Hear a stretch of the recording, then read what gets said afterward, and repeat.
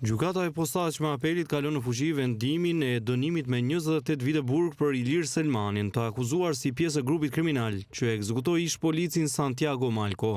Çështja ishte rikthyer për gjykim nga gjykata e lartë me tjetër trup gjykuese me pretendimet për parregullsi në procesin gjyqësor, por apeli konfirmoi vendimin e shkallës së parë. Gjatë rishqyrtimit të dosjes, Selmani doli për disa javë nga paraburgimi pasi përfunduan afatet ligjore të masës së sigurisë. Ai u vendos në arrest shtëpie në masa të rrepta policore për të shmangur largimin e mundshëm nga drejtësia.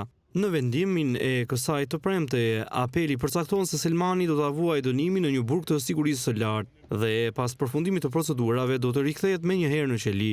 Ndryshe nga seancat e mëparshme, ai nuk ishte i pranishëm gjatë shpalljes së vendimit. Santiago Malco vra më 27 gusht 2019 në rrugën Gjanfize Keko në Tiranë. Sipas gjykatës, Ilir Selmani, si pjesë e grupit të njohur Klani Duka, kishte mbajtur në vëzhgim ish policin para ekzekutimit. Ai ka mohuar akuzat, por ka pranuar njohjen me vëllezërit Leonard dhe Elis Duka, të cilët s'pak i konsideron organizatorët të grupit kriminal.